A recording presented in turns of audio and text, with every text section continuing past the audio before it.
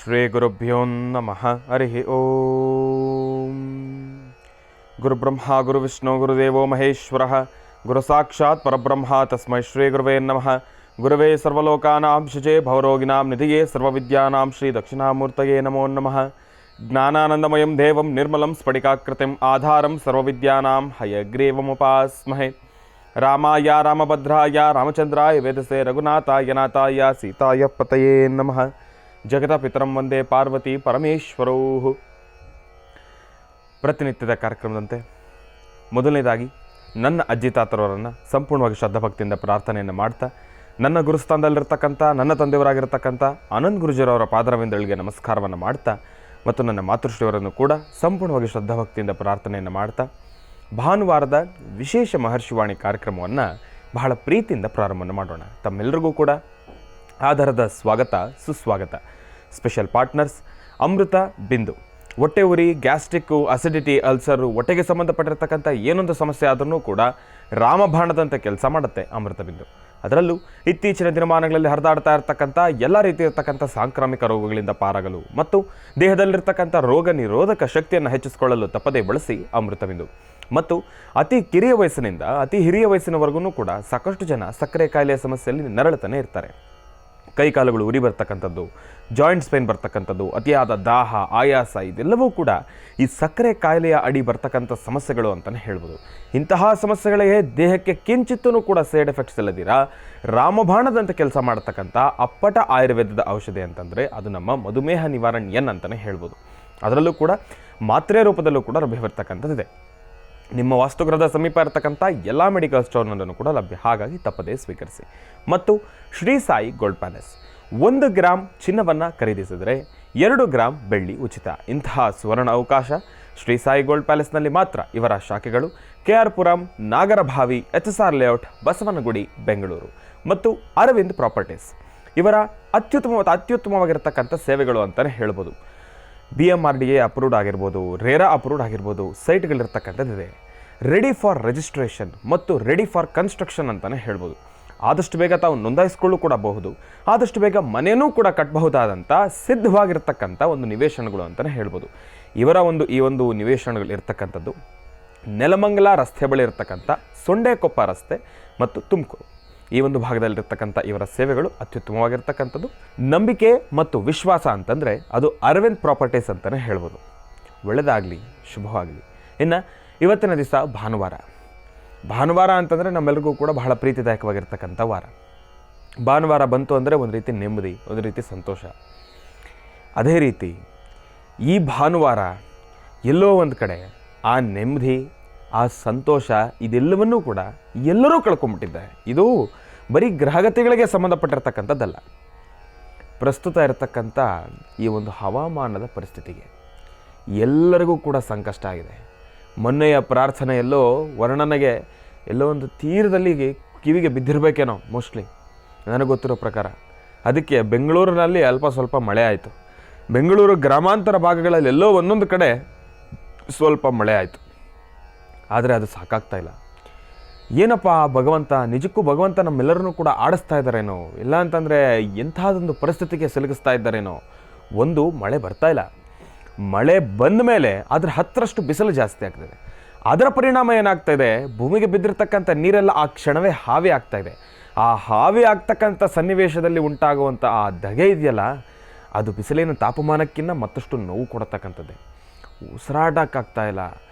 ಮತ್ತೊಂದು ಕಡೆ ಆ ಒಂದು ಕೋವಿಡ್ ಹೋದ್ಯಾ ಪಿಸಾಚಿ ಅಂತಂದರೆ ಬಂದ್ಯಾ ಗವಾಕ್ಷಿ ಅನ್ನೋ ರೀತಿ ಆ ಒಂದು ಕೋವಿಡ್ ಟೈಮ್ನಲ್ಲಿ ತೆಗೆದುಕೊಂಡಿರ್ತಕ್ಕಂಥ ಒಂದು ವ್ಯಾಕ್ಸಿನ್ಗಳೇನಿದ್ದಾವೆ ಅದರಲ್ಲಿ ಸ್ವಲ್ಪ ಹೆಚ್ಚು ಕಡಿಮೆ ಆಗಿ ಈಗ ಹಾರ್ಟ್ ಅಟ್ಯಾಕ್ ಅಂತೆ, ಅದೇನು ಕ್ಯಾನ್ಸರ್ ಅಂತೆ, ಬಹಳಷ್ಟು ಸಮಸ್ಯೆಗಳು ಉಂಟಾಗ್ತಾ ಇದೆ.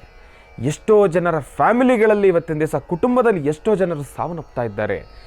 ಏನಿದು, ಇದರ ಅಟ್ಟಹಾಸ ಇನ್ನೂ ಕಡಿಮೆ ಆಗಲಿಲ್ವಾ? ಇಲ್ಲ ಅಂತಂದರೆ ಮತ್ತೊಂದು ರೀತಿಯ ಸಮಸ್ಯೆಗಳು ಉಂಟಾಗ್ತಾ ಇದೆಯಾ? ಎಲ್ಲ ಕಡೆಯಿಂದ ಸಮಸ್ಯೆಗಳಾಗ್ತಾ ಇದೆ. ಒಂದು ಕಡೆ ಆರೋಗ್ಯದ ಸಮಸ್ಯೆ, ಮತ್ತೊಂದು ಕಡೆ ಪ್ರಕೃತಿದತ್ತವಾಗಿ ಒಂದಿಷ್ಟು ಏರಿಳಿತಗಳು, ಪ್ರಕೃತಿ ವಿಕೋಪ, ಸೂರ್ಯ ಭಗವಂತನ ಒಂದಿಷ್ಟು ಪ್ರಕಾಶಮಾನ ನಮ್ಮನ್ನೆಲ್ಲರನ್ನು ಕೂಡ ಬೀರ್ತಾ ಇರತಕ್ಕಂಥದ್ದು, ಅದೆಲ್ಲೋ ಒಂದು ಕಡೆ ನಮ್ಮನ್ನು ಬಾಧಿಸ್ತಾ ಇರ್ತಕ್ಕಂಥದ್ದಿದೆ. ಯಾವಾಗಲೂ ಕೂಡ ಪ್ರತಿ ಕ್ಷಣವೂ ಕೂಡ ದೇಹವನ್ನು ದಂಡಿಸಿ ದುಡಿತಾ ಇರತಕ್ಕಂಥ ಎಷ್ಟು ಜನ ರೈತರ ಕುಟುಂಬಗಳು ಸಂಕಷ್ಟವಾಗಿದೆ. ಯಾರನ್ನು ಕೂಡ ಹೋಗಿ ನೆಮ್ಮದಿಯಾಗಿ ಇರಲಪ್ಪ ಬಿಸಿಲು ಆದ್ರೂ ಕೂಡ ಪರವಾಗಿಲ್ಲ ನಾವು ಕೆಲಸ ಮಾಡಬೇಕು ಎಂಬತಕ್ಕಂಥ ಹುಮ್ಮಸ್ಸು ಉಳ್ಳಂಥವ್ರು ಎಷ್ಟೋ ಜನ ಅವರ ಶಕ್ತಿ ಕ್ಷೀಣಿಸ್ತಾ ಇದೆ. ಯಾಕೆ ಅಂತಂದರೆ ಬಿಸಿಲಿನ ತಾಪಮಾನ ಏನು ಕಡಿಮೆ ಇದೆಯಾ? ಎಲ್ಲ ಭಾಗಕ್ಕೆ ಎಲ್ಲ ಪ್ರತಿಯೊಂದು ಸಮಯಕ್ಕಿಂತನೂ ಕೂಡ ಎಲ್ಲ ಘಟ್ಟಕ್ಕಿಂತ ಈ ಬಾರಿಯ ಈ ಒಂದು ಬಿಸಿಲಿನ ತಾಪಮಾನ ಎಲ್ಲ ರೆಕಾರ್ಡನ್ನು ಕೂಡ ಬ್ರೇಕ್ ಮಾಡಿಬಿಟ್ಟಿದೆ. ಅಂತಂದರೆ ಆ ಒಂದು ಇದು ವಿಚಾರ ಏನಿರುತ್ತೆ ಅಂದರೆ, ಇವಾಗ ಪ್ರತಿಯೊಂದು ಕಾಲದಲ್ಲೂ ಕೂಡ ಇಂತಿಂಥ ಡಿಗ್ರಿಗೆ ರೀಚ್ ಆಗಿರ್ತಕ್ಕಂಥ ಅದರ ತಲುಪಿರ್ತಕ್ಕಂಥದ್ದಿರಲಿ ಆ ತಾಪಮಾನ ಅದನ್ನು ಹೊಡೆದಾಕಿದೆ ಈ ಬಾರಿ. 40 ಡಿಗ್ರಿ, 41 ಡಿಗ್ರಿ, ಉತ್ತರ ಕರ್ನಾಟಕದ ಕಡೆ ಅಂತಂದ್ರೆ 46 ಡಿಗ್ರಿ. ಏನು ತಮಾಷೆಯ ಮಾತಾ? 46 ಡಿಗ್ರಿ ನಾನು ನೋಡಿದ್ದೇನೆ. ಎಷ್ಟೋ ಜನ ಫೋನ್ ಮಾಡಿ ಹೇಳ್ತಾ ಇದ್ದಾರೆ, ಗುರುಗಳೇ ಇಂತಹ ಸಮಸ್ಯೆಗಳು ಹೇಗಪ್ಪ ಜನರು ಬದುಕೋದು? ನಿಜಕ್ಕೂ ಹೇಳಬೇಕಂದ್ರೆ ಅಲ್ಲಿನ ಜನ ಗಟ್ಟಿವಂತಾರೆ. ಯಾಕೆಂತಂದ್ರೆ ಆ ಬಿಸಿಲನ್ನು ಕೂಡ ಅಷ್ಟರ ಮಟ್ಟಿಗೆ ಓಡಾಡ್ತಾ ಇದ್ದಾರೆ, ಅವರ ದಿನನಿತ್ಯದ ಕೈಂಕರ್ಯಗಳನ್ನು ಮಾಡ್ತಾ ಇದ್ದಾರೆ. ಎಲ್ಲಿಗೆ ಹೋಗ್ಬಿಡ್ತಾ ಇದೆ ಪರಿಸ್ಥಿತಿ? ಸಮಸ್ಯೆಗಳು ಎಲ್ಲಿಂದ ಉಂಟಾಗ್ತಾ ಇದೆ ಅನ್ನೋದ್ರ ಬಗ್ಗೆ ಅರಿವೇ ಆಗ್ತಾ ಇಲ್ಲ. ಹಾಗಾಗಿ ಭಗವಂತನ ಪ್ರಾರ್ಥನೆ ಬಹಳ ಮುಖ್ಯ ಆಗಿದೆ. ಈ ಭಾನುವಾರ ನೆಮ್ಮದಿಯಾಗಿ ಮನೇಲಿರಿ ಅಂತಲೂ ಕೂಡ ಹೇಳೋಕ್ಕಾಗೋದಿಲ್ಲ. ಎಷ್ಟೊತ್ತು ಅಂತ ಬಿಸಿಲಿನ ದಗೆಯಲ್ಲಿ ಮನೇಲಿರೋಕ್ಕಾಗತ್ತೆ? ಒಂದು ಕಡೆ ಬಡಬಗ್ಗರು ಇವತ್ತಿನ ದಿವಸ ಒಂದು AC ಕೂಲರು ಇಲ್ಲ ಅಂತಂದರೆ ಒಂದು AC ತೊಗೊಳ್ಬೇಕು, ಒಂದು ಫ್ಯಾನನ್ನು ತೊಗೋಬೇಕು ಅಂತಂದರೆ ತೊಗೊಳ್ಳಿ. ಆ ಸಮಯಕ್ಕೆ ಒಂದಿಷ್ಟು ಅಪೇಕ್ಷೆಯ ಮೇರೆಗೆ ಅದರ ಒಂದು ಬೆಲೆನೂ ಕೂಡ ಜಾಸ್ತಿ ಆಗೋಗಿದೆ. ಎಲ್ಲರೂ ಕೂಡ ಅಪೇಕ್ಷೆ ಪಡ್ತಾರಲ್ಲ, ಇವಾಗ ಅದರ ಬೆಲೆ ಜಾಸ್ತಿ. ಬಡಬಗ್ಗರು ಅದನ್ನೂ ಕೂಡ ತೊಗೊಳಕ್ಕಾಗ್ತಾ ಇಲ್ಲ. ಸಮಸ್ಯೆಗಳು ಜಾಸ್ತಿ ಆಗೋಗಿದೆ. ಎಷ್ಟೋ ಜನ ಈ ಒಂದು ಬಿಸಿಲಿನ ತಾಪಮಾನ ತಡ್ಕೊಳಕ್ಕಾಗದಿರ ಎಷ್ಟೋ ಜನರ ಕುಟುಂಬಗಳು ಇವತ್ತಿನ ದಿವಸ ಬೀದಿಗೆ ಬಂದಿರತಕ್ಕಂಥದ್ದಿದೆ. ಯಾಕೆ ಅಂತಂದರೆ ಆಚೆ ಹೋಗೋಕ್ಕಾಗ್ತಾಯಿಲ್ಲ, ಕೆಲಸ ಮಾಡೋಕ್ಕಾಗ್ತಾಯಿಲ್ಲ. ರೈತರ ಸಂಕಷ್ಟ ಯಾರಿಗೆ ಹೇಳ್ಬೇಕಾಗತ್ತಪ್ಪ? ದುಡ್ಡಿರ್ತಕ್ಕಂಥವ್ರು ಇವತ್ತಿನ ದಿವಸ ಆಸ್ತಿವಂತರು ಸ್ಥಿತಿವಂತರು ಏನಪ್ಪ ಹೆಂಗೋ ಒಂದಂಗೆ ಬದುಕೊಂಡ್ಬಿಡ್ತಾರಪ್ಪ. ಯಾಕೆ ಅಂತಂದರೆ ಇವತ್ತಿನ ದಿವಸ ವಿಶ್ವಾಸಕ್ಕೆ, ಪ್ರೀತಿಗೆ, ನಂಬಿಕೆಗೆ ಬೆಲೆ ಇಲ್ಲ, ದುಡ್ಡಿಗೆ ಮಾತ್ರ. ದುಡ್ಡಿದೆ, ನಿನ್ನ ಹತ್ರ ದುಡ್ಡಿದೆ ಅಂತಂದರೆ ನೀನೇ ರಾಜ, ನಿನ್ನ ಹತ್ರ ದುಡ್ಡಿಲ್ಲ ಅಂತಂದರೆ ಯಾರಪ್ಪ ನೀನು? ಅಂತಹ ಪರಿಸ್ಥಿತಿಗೆ ಬಂದಿದೆ. ನಾವೆಲ್ಲರೂ ಕೂಡ ಸೇರಿ ಭಗವಂತನಲ್ಲಿ ಪ್ರಾರ್ಥನೆಯನ್ನು ಮಾಡಬೇಕಾಗಿದೆ. ಇದು ಗ್ರಹಗತಿಗಳ ಸಮಸ್ಯೆ ಅಂತ ಹೇಳೋಕ್ಕಾಗತ್ತೋ, ಇಲ್ಲ ಅಂತಂದರೆ ಪ್ರಕೃತಿಯ ವಿಕೋಪ ಅಂತ ಹೇಳೋಕ್ಕಾಗ್ತಾ ಇದೆಯೋ, ಎಲ್ಲವೂ ಕೂಡ ಒಂದು ರೀತಿ ತಲೆ ಕೆಟ್ಟು ಕೂತ್ಕೊಂಡಿರ್ತಕ್ಕಂಥ ಪರಿಸ್ಥಿತಿ ಮತ್ತು ಮಿಶ್ರ ಆಲೋಚನೆಗಳು. ಈ ಸಮಯ ಹೇಗೆ ಸೃಷ್ಟಿ ಆಗೋಗಿದೆ ಅಂತಂದರೆ, ಈ ಬಿಸಿಲಿನ ತಾಪಮಾನಕ್ಕೆ ದೇಹ ಕೂಡ ಸ್ಪಂದಿಸ್ತಾನೇ ಇಲ್ಲ. ಒಂದು ಸತಿ ಬೆನ್ನನ್ನು ನೆಲಕ್ಕಾಕಿ ಮಲಗಿಬಿಟ್ರೆ ಆ ಮಲಗಿರ್ತಕ್ಕಂಥ ಜಾಗದಿಂದ ಎದ್ದೇಳೋದೇ ಕಷ್ಟ. ಎಲ್ಲ ಕಡೆ ಬಾಡಿ ಪೇಯ್ನ್ ಜಾಸ್ತಿ ಆಗೋಗಿದೆ, ತುಂಬ ಕಷ್ಟ ಆಗ್ತಾಯಿದೆ. ಹಾಗಾಗಿ ಇಂತಹ ಸಮಯದಲ್ಲಿ ಆದಷ್ಟು ಈ ಫ್ರಿಜ್ ವಾಟ್ರ್ ತೊಗೊಳ್ಳೋದನ್ನು ಜಾಸ್ತಿ ಮಾಡ್ತಾಯಿದ್ದೀವಿ. ಈಗ ನಾವು ಏನು ಮಾಡ್ತಾಯಿದ್ದೀವಿ, ತಣ್ಣಗಿರೋ ಒಂದು ಅಂಶ ನಮ್ಮ ದೇಹಕ್ಕೆ ಬೇಕು, ತಣ್ಣಗಿರೋ ಅಂಶ ಬೇಕು ಅಂಥೇಳಿ ಎಷ್ಟೋ ಜನ ಫ್ರಿಜ್ಜಲ್ಲಿ ಐಸನ್ನು ಇಟ್ಟು ಐಸ್ ವಾಟರ್ನ ಕುಡಿತಾಯಿದ್ರು. ದಯವಿಟ್ಟು ಹೇಳ್ತೀನಿ, ಎಷ್ಟೋ ಜನ ಮಾಡ್ತಾ ಇರ್ತಕ್ಕಂಥ ತಪ್ಪಿನ ಕೆಲಸ. ದಯವಿಟ್ಟು ಈ ಫ್ರಿಜ್ ವಾಟರ್ನ ಕುಡಿಲಿಕ್ಕೆ ಹೋಗ್ಬಿಡಿ, ಅತಿಯಾದ ಕೋಲ್ಡ್ ವಾಟರ್ನ ಕುಡಿಲಿಕ್ಕೆ ಹೋಗ್ಬಿಡಿ. ಅದು ಈ ಕ್ಷಣದ ಸಿಚುವೇಶನ್ಗೆ, ಈ ಕ್ಷಣದ ಸನ್ನಿವೇಶಕ್ಕೆ ತದ್ವಿರುದ್ಧ. ಕೋಲ್ಡ್ ವಾಟರನ್ನು ಈ ಕ್ಷಣ ತಾವು ಸ್ವೀಕರಿಸೋದ್ರಿಂದ ಅದು ಸಂಪೂರ್ಣವಾಗಿ ತದ್ವಿರುದ್ಧ. ದೇಹಕ್ಕೆ ಬೇರೆನೇ ರೀತಿ ಸಮಸ್ಯೆಗಳು ಉಂಟಾಗ್ತದೆ. ಎಷ್ಟೋ ಜನ ಮಾಡ್ತಾಯಿದ್ದೀರಿ ಅಂತ ತಪ್ಪಿನ ಕೆಲಸವನ್ನು. ಏನಾದ್ರೂ ಕೂಡ ಪರವಾಗಿಲ್ಲ, ಕಾದು ಹಾರಿರ್ತಕ್ಕಂಥ ನೀರನ್ನೇ ತೆಗೆದುಕೊಳ್ಳಿ. ಅತಿಯಾದ ತಣ್ಣನೆಯ ಪಾನೀಯವನ್ನು ತೆಗೆದುಕೊಳ್ತಕ್ಕಂಥದ್ದಾಗಲಿ ದಯಮಾಡಿ ಸ್ವೀಕರಿಸಬೇಡಿ. ಅದು ಬಹಳ ಸಮಸ್ಯೆ ಆಗುತ್ತೆ. ಥ್ರೋಟ್ ಇನ್ಫೆಕ್ಷನ್ ಆಗುತ್ತೆ, ಅಂತಂದರೆ ಗಂಟಲಿನ ಸಮಸ್ಯೆಗಳು ಜಾಸ್ತಿ ಆಗುತ್ತೆ. ಗಂಟಲಿನ ಸಮಸ್ಯೆ ಜಾಸ್ತಿ ಆಗೋದ್ರಿಂದ ಬೈ ಡಿಫಾಲ್ಟ್ ಅಂತಂದರೆ ಅದರಿಂದನೇ ಜ್ವರ, ತಲೆನೋವು, ಕೆಮ್ಮು, ಕಫ, ನೆಗಡಿ ಇದೆಲ್ಲವೂ ಬರುತ್ತೆ. ಈ ಬಿಸಿಲಿನ ತಾಪಮಾನದಲ್ಲಿ ನಾವೇನಾದರೂ ಈಗ ಹುಷಾರು ಕೆಟ್ಬಿಟ್ರೆ ಹೇಗೆ ರಿಕವರ್ ಆಗೋದು? ನಾವು ಹೇಗೆ ಚೇತರಿಸ್ಕೊಳ್ಳೋದು? ಹಾಗಾಗಿ ಬಹಳ ಸಂಕಷ್ಟಗಳು ಎದುರಾಗಿದೆ.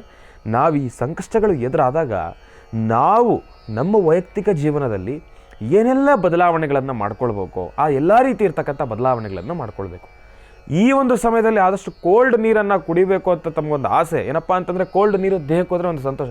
ಮಣ್ಣಿನ ಪದಾರ್ಥಗಳನ್ನು ಉಪಯೋಗಿಸ್ಕೊಳ್ಳಿ. ಮಣ್ಣಿನ ಮಡಕೆ, ಮಣ್ಣಿನ ಒಂದು ನೀರಿನ ಬಾಟಲ್ ಬಂದಿದೆ ಮಣ್ಣಿಂದು, ಬಹಳ ಚೆನ್ನಾಗಿದೆ. ಉಪಯೋಗಿಸೋದ್ರಿಂದ ಏನೂ ಸಮಸ್ಯೆ ಇಲ್ಲ. ಮಣ್ಣಿನ ಮಡಕೆಯಲ್ಲಿ ನೀರು ಕುಡಿಬೋದು, ಬಹಳ ಅದ್ಭುತ. ಅದಕ್ಕಿಂತ ಆರೋಗ್ಯಕರ ಇನ್ನೇನಿಲ್ಲ. ಹಿಂದಿನ ಕಾಲದಲ್ಲಿ ಅದೇ ನಮಗೆ ರೆಫ್ರಿಜರೇಟ್ರು, ಅದೇ ನಮಗೆ ಫ್ರಿಜ್ಜು. Old is gold. ಯಾಕೆಂತಂದರೆ ಹಿಂದಿನ ಕಾಲದಲ್ಲೆಲ್ಲ ಫ್ರಿಜ್ಜೆಲ್ಲ ಎಲ್ಲಿತ್ತು? ಅವರು ಮಣ್ಣಿನ ಮಡಕೆನೇ ಒಂದು ರೆಫ್ರಿಜರೇಟ್ರಾಗಿ ಇಟ್ಕೊಂಡಿದ್ದಾರೆ. ಅದರಲ್ಲೇ ಎಷ್ಟೋ ಜನ ತರಕಾರಿಗಳಾಗಿರ್ಬೋದು, ಫ್ರೂಟ್ಸ್ ಆಗಿರ್ಬೋದು, ಅಂತಂದರೆ ಹಣ್ಣಾಗಿರ್ಬೋದು, ಪದಾರ್ಥಗಳಾಗಿರ್ಬೋದು ಮಣ್ಣಿನ ಮಡಕೆಯಲ್ಲೇ ಇಡ್ತಾಯಿದ್ರು. ಏನಾಯಿತು? ಏನೂ ಆಗಿರಲಿಲ್ಲ. ಎಷ್ಟೋ ಜನ ನೀರು ಮಣ್ಣಿನ ಮಡಕೆಯಲ್ಲಿ ಅದನ್ನು ಇಡ್ತಕ್ಕಂಥದ್ದೊಂದು ರೀತಿ ಇದೆ. ಆ ರೀತಿಯಲ್ಲಿ ನಾವು ಅದನ್ನು ಶೇಖರಣೆಯನ್ನು ಮಾಡಿಟ್ಟರೆ ಒಂದು ಸತಿ ನೀರು ಒಳಗಡೆ ಇರ್ತಕ್ಕಂಥ ಲೋಟದಿಂದ ನೀರು ಎತ್ಕೊಂಡ್ರೆ ಹೇಗೆ ಫ್ರಿಜ್ ವಾಟರ್ ಆಚೆ ತೆಗೆದರೆ ಆ ಒಂದು ಕೋಲ್ಡ್ ಫಾರ್ಮೇಷನ್ ಆಗುತ್ತೆ ಅಂತಂದರೆ, ಆ ಒಂದು ತೇವಾಂಶದ ಫಾರ್ಮೇಷನ್ ಆಗುತ್ತೋ ಆ ರೀತಿ ಇರುತ್ತೆ. ಅಷ್ಟು ತಣ್ಣಗಿರುತ್ತೆ. ಅದನ್ನು ತೊಗೊಳ್ಳಿ, ಅದರಿಂದ ಏನು ಸಮಸ್ಯೆ ಇಲ್ಲ. ಯಾಕೆಂದರೆ ಅದು ನ್ಯಾಚುರಲ್ಲು. ಪ್ರಕೃತಿದತ್ತವಾಗಿ ನಮಗೇನು ಸಿಗುತ್ತೆ ಅದು ಯಾವುದೂ ಕೂಡ ದೇಹಕ್ಕೆ ಹಾನಿಕರ ಅಲ್ಲ, ಅದರಿಂದ ಸೈಡ್ ಎಫೆಕ್ಟ್ಸ್ ಆಗೋದಿಲ್ಲ. ಆದರೆ ಈ ಒಂದು ಆರ್ಟಿಫಿಷಿಯಲ್ ಏನಿದೆ ಅಂತಂದರೆ ಮಾನವ ನಿರ್ಮಿತದ ಒಂದಿಷ್ಟು ವಸ್ತುಗಳೇನಿದೆ ಅದರಿಂದ ಸ್ವಲ್ಪ ಸಮಸ್ಯೆಗಳು ಇದೆ. ಹಂಗಂತ ಮಾನವ ನಿರ್ಮಿತ ವಸ್ತುಗಳು ನಮಗೆ ಒಳ್ಳೇದಲ್ವಾ ಅಂತ ತಾವು ಕೇಳ್ಬೋದು. ಒಳ್ಳೆಯದೇ ಇಲ್ಲ ಅಂತಲ್ಲ, ಆದರೆ ಎಲ್ಲದಕ್ಕೂ ಕೂಡ ಒಂದು ಲಿಮಿಟ್ ಇದೆ. ಪ್ರಕೃತಿಯಿಂದ ಆದ್ರೂ ಕೂಡ ಅಷ್ಟೇ, ಅದಕ್ಕೂ ಕೂಡ ಒಂದು ಲಿಮಿಟ್ ಅನ್ನೋದಿದೆ. ಅದನ್ನು ನಾವು ಅನುಸರಿಸ್ಕೊಂಡು ಹೋಗಬೇಕು.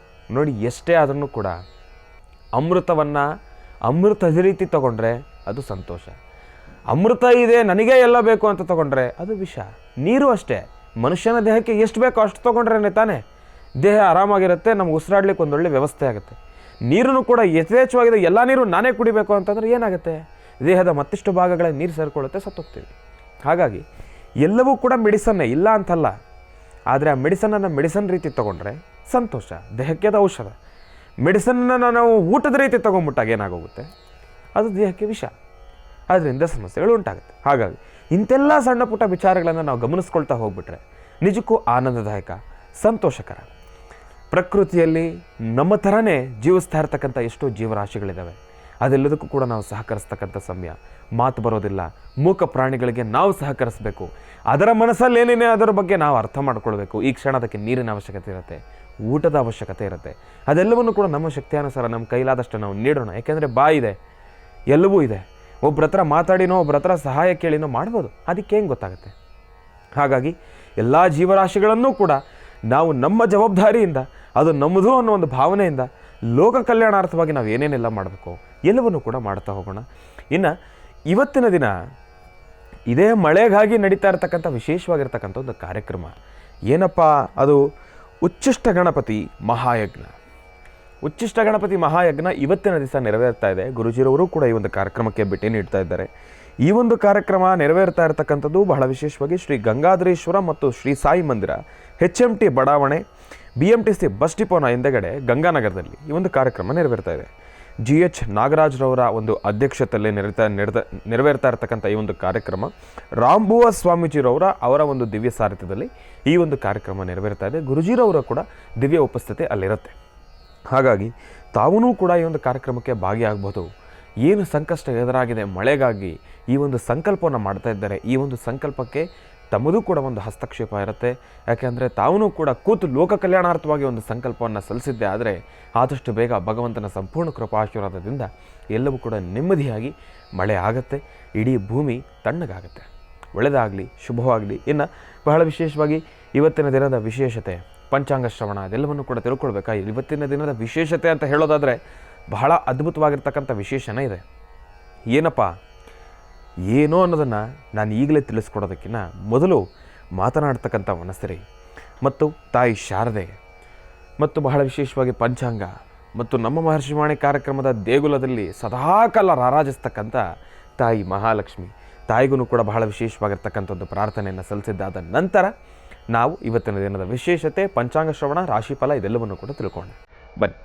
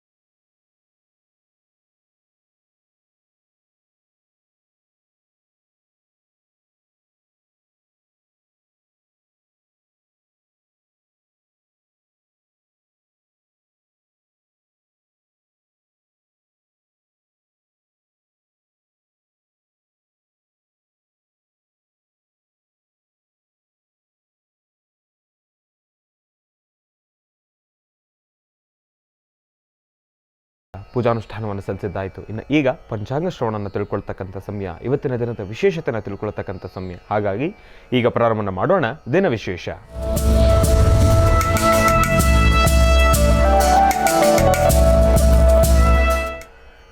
ಓಂ ನಮಃ ಸೂರ್ಯಾಯ ಚಂದ್ರಾಯ ಮಂಗಳಾಯ ಬುಧಾಯ ಚ ಗುರುಶುಕ್ರ ಶನಿಭ್ಯಶ್ಚ ರಾಹವೇ ಕೇತವೇ ನಮಃ. ಓಂ ನಮಃ ಶಿವಾಯ. ಓಂ ನಮಃ ಶಿವಾಯ. ಓಂ ನಮಃ ಶಿವಾಯ. ಶ್ರೀ ಕ್ರೋಧಿನಾಮ ಸಂವತ್ಸರೆ ಉತ್ತರಾಯಣೆ ವಸಂತ ಋತು ಚೈತ್ರ ಮಾಸ ಕೃಷ್ಣ ಪಕ್ಷ 5/5/2024 ಭಾನುವಾರ ಉತ್ತರಾಭಾದ್ರ ನಕ್ಷತ್ರ ಮತ್ತು ಪ್ರದೋಷ. ಬಹಳ ವಿಶೇಷವಾಗಿ ಉತ್ತರಾಭಾದ್ರ ನಕ್ಷತ್ರ ಬಂದಿರತಕ್ಕಂಥದ್ದಿದೆ, ಪ್ರದೋಷವೂ ಕೂಡ ಇರತಕ್ಕಂಥದ್ದಿದೆ. ಉತ್ತರಾಭಾದ್ರ ನಕ್ಷತ್ರದಲ್ಲಿ ಜನಿಸಿರ್ತಕ್ಕಂಥವ್ರು ಯಾರೆಲ್ಲ ಇದ್ದೀರಿ, ಇವತ್ತಿನ ದಿವಸ ಹುಟ್ಟುಹಬ್ಬವನ್ನು ಆಚರಣೆಯನ್ನು ಮಾಡ್ಕೊಳ್ತಾ ಇದ್ದೀರಿ, ತಮ್ಮೆಲ್ಲರಿಗೂ ಕೂಡ ಹುಟ್ಟು ಹಬ್ಬದ ಶುಭಾಶಯಗಳನ್ನು ತಿಳಿಸ್ತಾ ಇದ್ದೇನೆ. ಭಗವಂತನ ಸಂಪೂರ್ಣ ಕೃಪಾಶೀರ್ವಾದ ನಿಮಗಿರಲಿ. ತಾವು ಅಂದ್ಕೊಂಡಿರ್ತಕ್ಕಂಥ ಎಲ್ಲ ಕೆಲಸಗಳು ಕೂಡ ಕಾರ್ಯಸಿದ್ಧಿ ಆಗಲಿ, ನಿಮ್ಮ ಇಷ್ಟಾರ್ಥಗಳೆಲ್ಲವೂ ಕೂಡ ಕಾರ್ಯಸಿದ್ಧಿ ಆಗಲಿ ಅಂತ ನಾನು ಕೂಡ ಭಗವಂತನಲ್ಲಿ ಪ್ರಾರ್ಥನೆಯನ್ನು ಸಲ್ಲಿಸ್ತೀನಿ. ಮತ್ತು ಇವತ್ತಿನ ದಿನ ಪ್ರದೋಷ ಇದೆ.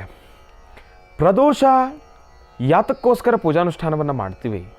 ಪ್ರದೋಷ ಅಂತಂದರೆ ಏನು? ಪ್ರದೋಷದ ಪೂಜೆಯನ್ನು ಮಾಡೋದರಿಂದ ನಮಗೇನೆಲ್ಲ ಲಾಭಗಳು?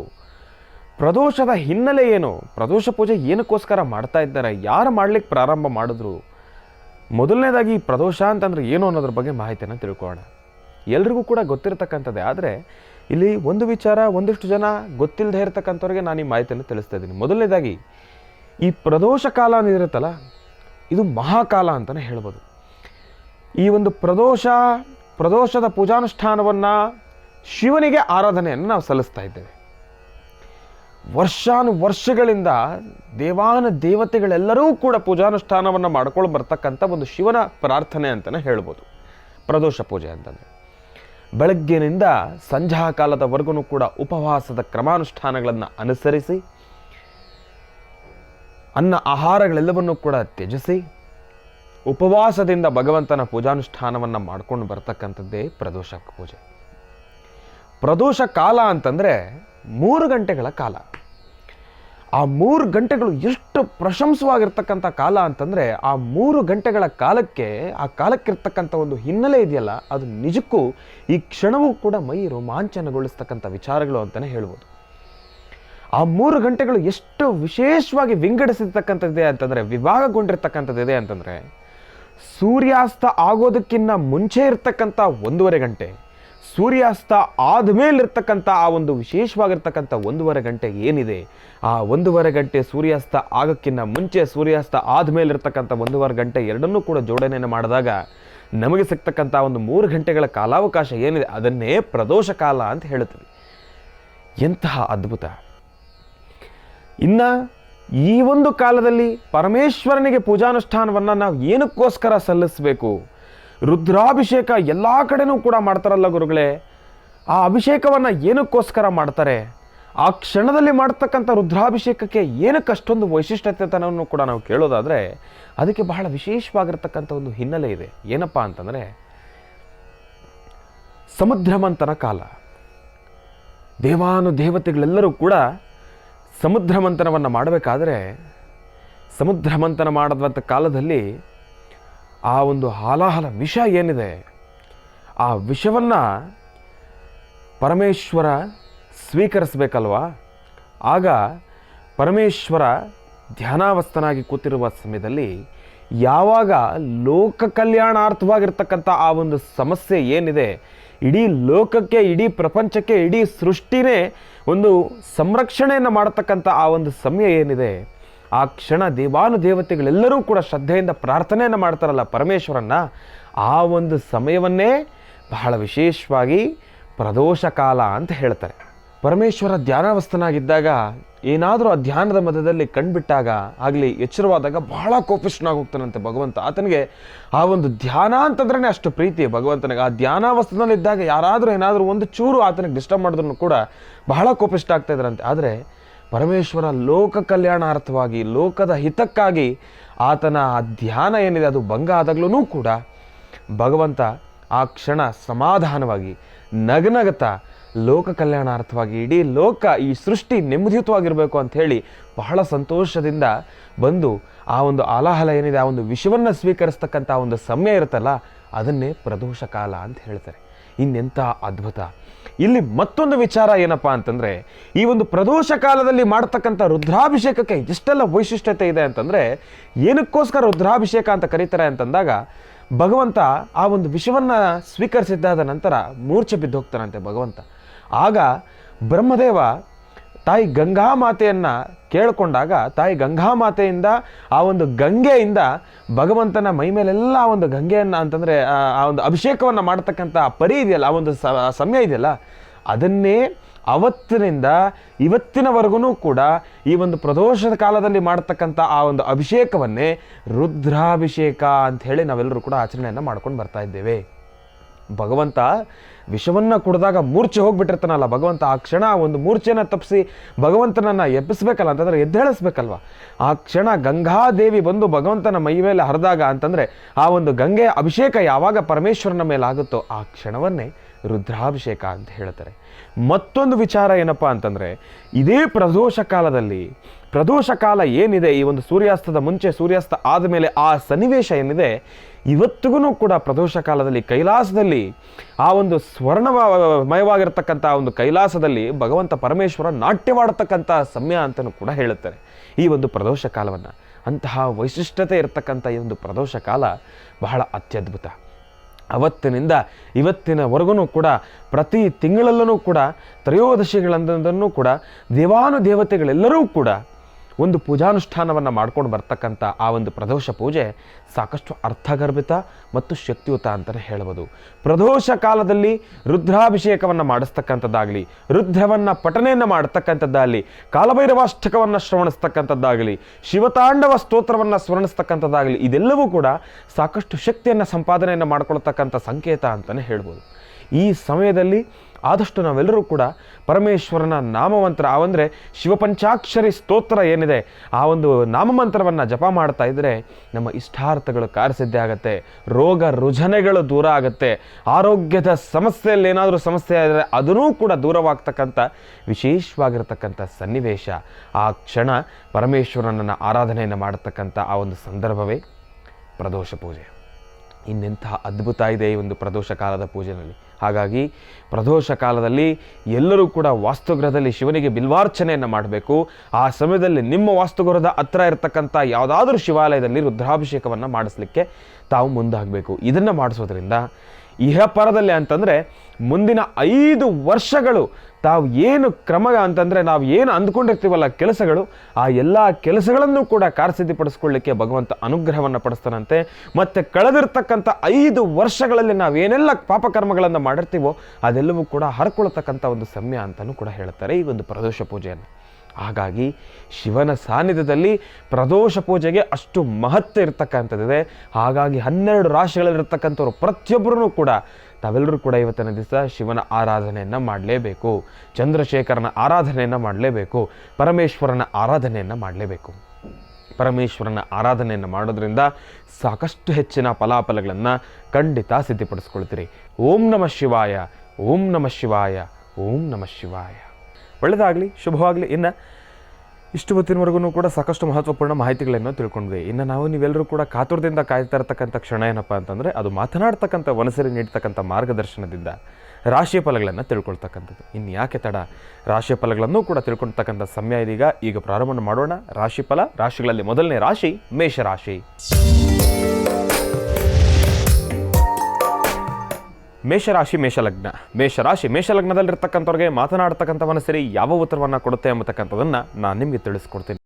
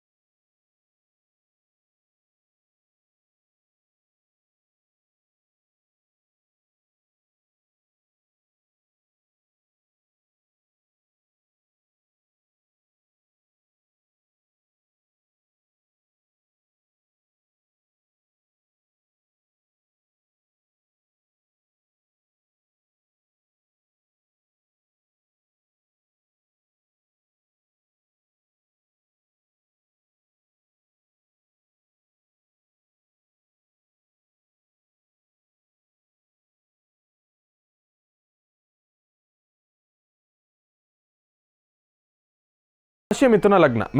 ಮಿಥುನ ಲಗ್ನದಲ್ಲಿರ್ತಕ್ಕಂಥವ್ರ ಭವಿಷ್ಯತ್ತು ಬಹಳ ಚೆನ್ನಾಗಿದೆ. ಅಂದುಕೊಂಡಿರ್ತಕ್ಕಂಥ ಎಲ್ಲ ಕೆಲಸವನ್ನು ಕೂಡ ಕಾರ್ಯಸಿದ್ಧಿಪಡಿಸ್ಕೊಳ್ತೀರಿ. ಭಗವಂತನ ಅನುಗ್ರಹ ನಿಮಗಿದೆ. ನಿಮ್ಮ ಇಷ್ಟಾರ್ಥಗಳನ್ನು ಕಾರ್ಯಸಿದ್ಧಿಪಡಿಸ್ಕೊಳ್ಳಿಕ್ಕೆ ಭಗವಂತ ವಿಶೇಷವಾಗಿರ್ತಕ್ಕಂಥ ಒಂದು ಸದಾವಕಾಶವನ್ನು ಕರುಣಿಸಿರ್ತಕ್ಕಂಥವನಿದ್ದಾನೆ. ಆದರೆ ಮನಸ್ಸಿಗೆ ಏನು ಮಾಡೋದಪ್ಪ, ಮನುಷ್ಯ ಅಂತಂದ ಮೇಲೆ ಆಲೋಚನೆಗಳಿಗಂತೂ ಇತಿಮಿತಿನೇ ಇಲ್ಲ. ಆಲೋಚನೆಗಳು ಸರಿ, ಅದನ್ನು ಓವರ್ ಆಗಿ ಆಲೋಚನೆ ಮಾಡ್ತಕ್ಕಂಥದ್ದು, ಅಂದರೆ ಓವರ್ ಥಿಂಕಿಂಗ್, ಅತಿಯಾದ ಆಲೋಚನೆ ಅದು ಬೇಡ. ಯಾಕೆ ಅವಶ್ಯಕತೆ ಇಲ್ಲ.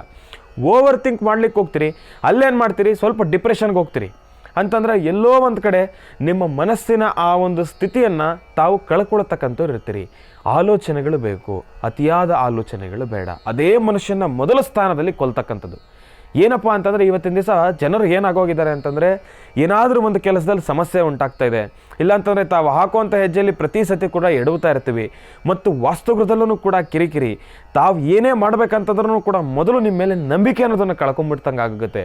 ಅವರ ಒಂದು ಪ್ರತಿಕ್ರಿಯೆ ಆಗಿರ್ಬೋದು, ಇಲ್ಲ ಅಂತಂದರೆ ಅವರ ಆ ಒಂದು ವ್ಯಕ್ತಿತ್ವ ಆ ಕ್ಷಣ ನಿಮ್ಮ ಮೇಲೆ ತೋರ್ತಕ್ಕಂಥದ್ದಾಗಿರ್ಬೋದು, ಇಲ್ಲಾಂತಂದರೆ ತಾವು ಏನೋ ಕೆಲಸ ಮಾಡ್ಬೇಕು ಅಂದ್ಕೊಂಡಿರ್ತೀರಿ, ಆ ಕೆಲಸವನ್ನು ಅವ್ರ ಜೊತೆ ಹಂಚ್ಕೊಳ್ಬೇಕು ಅಂತ ಹೋಗ್ತೀರಿ. ಆದರೆ ಆ ಕ್ಷಣ ಆ ಒಂದು ಪ್ರತಿಕ್ರಿಯೆ ಬರುತ್ತಲ್ಲ, ಏನಪ್ಪ ಅಂತಂದರೆ ನಮ್ಮ ಕೈಯಲ್ಲಿ ಆಗಲ್ವೇನೋ, ಎಲ್ಲೋ ಒಂದು ಕಡೆ ನನಗೆ ಆ ಶಕ್ತಿ ಇಲ್ವೇನೋ, ಆ ಒಂದು ನಂಬಿಕೆ ಕಳೆದು ಹೋಗಿರ್ತಕ್ಕಂಥ ಒಂದಿಷ್ಟು ಮಾತುಗಳನ್ನು ಕೇಳ್ತೀರಿ.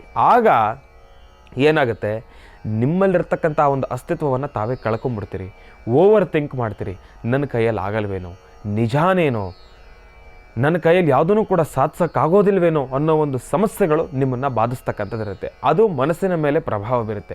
ಆ ಯಾವಾಗ ಮನಸ್ಸಿನ ಮೇಲೆ ಪ್ರಭಾವ ಬೀರುತ್ತೋ, ಇರಲಾರ್ದ ಆಲೋಚನೆಗಳಿಂದ ತಾವು ಏನು ಮಾಡಬೇಕು ಅಂದ್ಕೊಂಡಿರ್ತೀರೋ ಅದರ ಮೇಲಿರ್ತಕ್ಕಂಥ ಆಸಕ್ತಿಯನ್ನು ತಾವೇ ಕಳ್ಕೊಂಡ್ಬಿಡ್ತೀರಿ.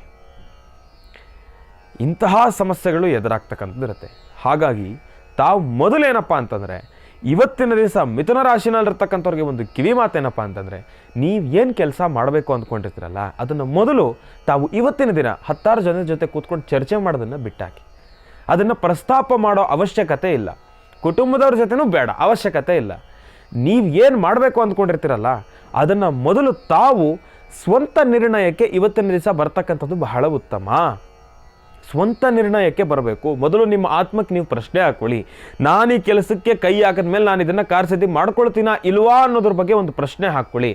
ಆ ಒಂದು ಆತ್ಮಸಾಕ್ಷಿ ಏನಿರುತ್ತೆ, ಇಲ್ಲ ನಾನು ಇದರಲ್ಲಿ ಮುಂದೋದ್ರೆ ಎಷ್ಟು ಕಷ್ಟ ಆದರೂ ಕೂಡ ಪರವಾಗಿಲ್ಲ, ನಾನು ಅದನ್ನು ಕಾರ್ಯಸಿದ್ಧಿ ಪಡ್ಕೊಳ್ತೀನಿ ಅನ್ನೋ ಒಂದು ಭಾವನೆ ಬರುತ್ತಲ್ಲ, ಆಗ ತಾವು ಮುಂದುವರಿತಕ್ಕಂಥದ್ದು ಬಹಳ ಉತ್ತಮ. ಆಗ ನೀವು ಮುಂದುವರೆದಿದ್ದೇ ಆದರೆ ನಿಜಕ್ಕೂ ಹೇಳ್ತೀನಿ, 100ಕ್ಕೆ 100 ತಾವು ಕೆಲಸವನ್ನು ಕಾರ್ಯಸಿದ್ಧಿಪಡಿಸ್ಕೊಳ್ತೀರಿ. ಭಗವಂತನ ಅನುಗ್ರಹ ನಿಮಗಿದೆ. ಆದರೆ ದ್ವಂದ್ವ ಆಲೋಚನೆಗಳಲ್ಲಿ ಆಡೋರು ಮಾತು ಕೇಳ್ಕೊಂಡು ತಾವು ಜಾಗದಲ್ಲೇ ಕೂತ್ಕೊಂಡಿದ್ರೆ ನಿಜಕ್ಕೂ ಹೇಳ್ತೀನಿ, ಬರೀ ಆಲೋಚನೆನೇ ಮಾಡಬೇಕಾಗಿರುತ್ತೆ, ಮುಂದುವರಿತಕ್ಕಂಥದ್ದಕ್ಕಾಗೋದಿಲ್ಲ. ಸ್ವಲ್ಪ ಜೋಪಾನ. ಒಳ್ಳೆಯದಾಗಲಿ, ಶುಭವಾಗಲಿ. ರಾಶಿಗಳಲ್ಲಿ ಮುಂದಿನ ರಾಶಿ ಕರ್ಕಾಟಕ ರಾಶಿ. ಕರ್ಕಾಟಕ ರಾಶಿ, ಕರ್ಕಾಟಕ ಲಗ್ನ. ಕರ್ಕಾಟಕ ಲಗ್ನದಲ್ಲಿರ್ತಕ್ಕಂಥವ್ರಿಗೆ ಮಾತನಾಡ್ತಕ್ಕಂಥ ಮನಸ್ಸಿರಿ ಯಾವ ಉತ್ತರವನ್ನು ಕೊಡುತ್ತೆ ಎಂಬತಕ್ಕಂಥದ್ದನ್ನು ನಾನು ನಿಮಗೆ ತಿಳಿಸ್ಕೊಡ್ತೀನಿ.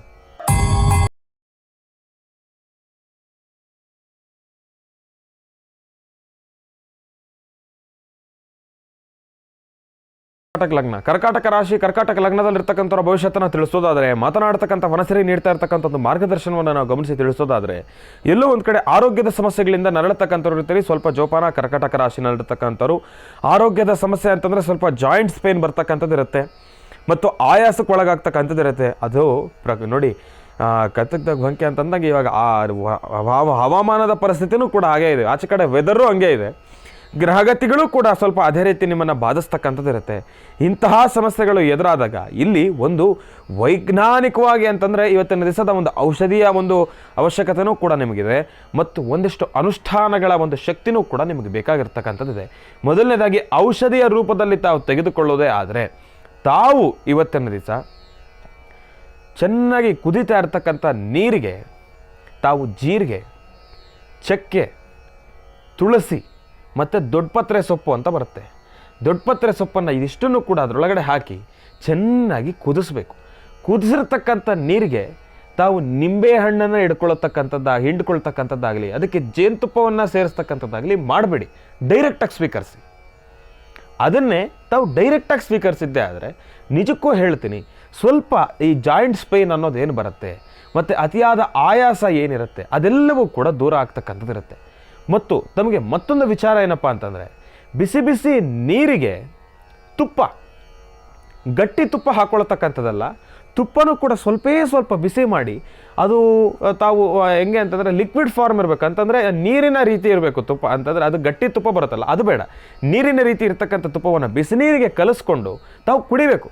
ಇದರಿಂದ ತಮಗೆ ಆ ಕ್ಷಣದ ಟೇಸ್ಟ್ ಹೇಗಿರುತ್ತೋ, ಸಿಹಿ ಹೇಗಿರುತ್ತೋ ಅಂತ ತಮಗೆ ಗಮನಿಸ್ಕೊಳ್ಬೋದು. ನಿಜಕ್ಕೂ ಹೇಳ್ತೀನಿ, ಬಹಳ ಚೆನ್ನಾಗಿರುತ್ತೆ. ತಾವು ಕೇಳಲಿಕ್ಕಾಗಲಿ ನೋಡಲಿಕ್ಕಾಗಿ ಏನಪ್ಪ ಬಿಸಿನೀರಿಗೆ ತುಪ್ಪ ಹಾಕೊಂಡು ಕುಡಿಯೋದಂದ್ರೆ ಏನು ಗುರುಗಳೇ, ಅದು ವಿಚಿತ್ರ ಅಲ್ವಾ, ಹಂಗೆ ಅನಿಸುತ್ತಷ್ಟೇ. ಬಟ್ ಆದರೆ ಇದನ್ನು ಮಾಡಿ ನೋಡಿ, ಜಾಸ್ತಿ ಬೇಡ, ಸ್ವಲ್ಪ ತಗೊಳ್ಳಿ ಸಾಕು. ಆಗೇನಾಗುತ್ತೆ, ಆ ತುಪ್ಪದಲ್ಲಿರ್ತಕ್ಕಂಥ ಒಂದು ಎಣ್ಣೆಯ ಅಂಶ ಏನಿರುತ್ತೆ, ಆಯಿಲ್ ಸಬ್ಸ್ಟೆನ್ಸ್ ಏನಿರುತ್ತೆ, ಅದು ನಮ್ಮ ಜಾಯಿಂಟ್ಸಲ್ಲಿರ್ತಕ್ಕಂಥ ಒಂದು ಆಯಿಲನ್ನು ಉತ್ಪತ್ತಿ ಮಾಡುತ್ತೆ. ಆಗ ಏನಾಗುತ್ತೆ, ನಮಗೆ ಜಾಯಿಂಟ್ಸ್ ಪೇನ್ ಅನ್ನೋದು ಕಡಿಮೆ ಆಗುತ್ತೆ. ತಾವು ಕೈನ ಆಗಲಿ ಕಾಲನ್ನ ಆಗಲಿ ಆ ಒಂದು ಜಾಯಿಂಟ್ಸು, ಆ ಒಂದು ಮೂಳೆಗಳು ಏನು ಆಡುತ್ತಲ್ಲ, ಆ ಸಮಯದಲ್ಲಿ ಉಂಟಾಗ್ತಕ್ಕಂಥ ನೋವುಗಳು ಕಡಿಮೆ ಆಗುತ್ತೆ. ಈ ಒಂದು ಅನುಷ್ಠಾನವನ್ನು ಕೂಡ ತಾವು ಮಾಡೋದ್ರಿಂದ ಆರೋಗ್ಯಕರವಾಗಿರ್ತಕ್ಕಂಥ ಒಂದಿಷ್ಟು ಔಷಧಿಗಳನ್ನು ತಾವು ಸ್ವೀಕರಿಸ್ಬೋದು. ಮತ್ತು ತಾವು ಶಕ್ತಿಯನ್ನು ಸಂಪಾದನೆಯನ್ನು ಮಾಡ್ಕೊಳ್ಳೋದಾದರೆ ತಾವು ಮಾಡಬೇಕಾಗಿರ್ತಕ್ಕಂಥ ಒಂದು ಕ್ರಮಾನುಷ್ಠಾನ ಏನಪ್ಪ ಅಂತಂದರೆ, ವಿಳೆದೆಲೆಯನ್ನು ತೆಗೆದುಕೊಳ್ಳಬೇಕು. ವಿಳೆದೆಲೆಯ ಮೇಲೆ ಒಂದು ಚೂರು ಅಪ್ಪಟ ಶ್ರೀಗಂಧ, ಆ ಒಂದು ಶ್ರೀಗಂಧಕ್ಕೆ ಕುಂಕುಮವನ್ನು ಮಿಶ್ರಣ ಮಾಡಬೇಕು. ಮಿಶ್ರಣವನ್ನು ಮಾಡಿ ಕ್ಲೀಂ ಮತ್ತು ಐಂ ಎಂಬತಕ್ಕಂಥ ಬೀಜಾಕ್ಷರಿ ಮಂತ್ರವನ್ನು ಬರಿಬೇಕು. ಬರೆದಿದ್ದಾದ ಮೇಲೆ ಅದರದ ಮೇಲೆ ಒಂದು ಅರಿಶಿಣದ ಕೊಂಬನ್ನು ತಾವಿಟ್ಟು ಒಂದು ಚೂರು ಅರಿಶಿನ, ಒಂದು ಚೂರು ಕುಂಕುಮ ಮತ್ತು ವಿಭೂತಿ ಮತ್ತು ಶ್ರೀಗಂಧ ಇದಿಷ್ಟರಿಂದನೂ ಕೂಡ ಒಂದೊಂದು ಚಿಟಿಕೆ ಅದರ ಮೇಲೆ ಅರ್ಚನೆಯನ್ನು ಮಾಡಿ ಪರಮೇಶ್ವರನಲ್ಲಿ ಪ್ರಾರ್ಥನೆಯನ್ನು ಸಲ್ಲಿಸಬೇಕು. ಅದಾದ ಮೇಲೆ ಆ ಒಂದು ವಿಳೆದೆಲೆಯನ್ನು ನೀಟಾಗಿ ಪಟ್ನದಾಕಾರದಲ್ಲಿ ತಾವು ಅದನ್ನು ಸುತ್ತಿ ಅದನ್ನು ನಿಮ್ಮ ಬಲಗಡೆ ಪಾಕೆಟ್ನಲ್ಲಿ ಇಟ್ಕೊಳ್ತಕ್ಕಂಥದ್ದು ಬಹಳ ಉತ್ತಮ. ಈ ಒಂದು ಕ್ರಮಾನುಷ್ಠಾನವನ್ನು ಮುಂದುವರಿಸೋದ್ರಿಂದ ಇವತ್ತಿನ ದಿವಸ ಬರ್ತಕ್ಕಂಥ ಅಲ್ಪ ಸ್ವಲ್ಪ ಸಮಸ್ಯೆಗಳಿಂದನೂ ಕೂಡ ತಾವು ದೂರ ಆಗ್ತಕ್ಕಂಥವ್ರು ಇರ್ತೀರಿ. ಒಳ್ಳೆಯದಾಗಲಿ, ಶುಭವಾಗಲಿ. ಹಿಂದಿನ ಭಾಗದಲ್ಲಿ ಕರ್ಕಾಟಕ ರಾಶಿವರೆಗೂ ಕೂಡ ರಾಶಿ ಫಲಗಳನ್ನು ತಿಳಿಸ್ಕೊಟ್ಟಿದ್ದೇನೆ. ಇನ್ನು ಈಗ ಸಿಂಹರಾಶಿಯಿಂದ ರಾಶಿ ಫಲಗಳನ್ನು ಮುಂದುವರಿಸಬೇಕು. ರಾಶಿಗಳಲ್ಲಿ ಮುಂದಿನ ರಾಶಿ ಸಿಂಹರಾಶಿ. ಸಿಂಹರಾಶಿ ಸಿಂಹಲಗ್ನ. ಸಿಂಹರಾಶಿ ಸಿಂಹಲಗ್ನದಲ್ಲಿರ್ತಕ್ಕಂಥವ್ರಿಗೆ ಮಾತನಾಡತಕ್ಕಂಥವನ್ನ ಸರಿ ಯಾವ ಉತ್ತರವನ್ನು ಕೊಡುತ್ತೆ ಎಂಬತಕ್ಕಂಥದ್ದನ್ನು ನಾನು ನಿಮಗೆ ತಿಳಿಸ್ಕೊಡ್ತೀನಿ.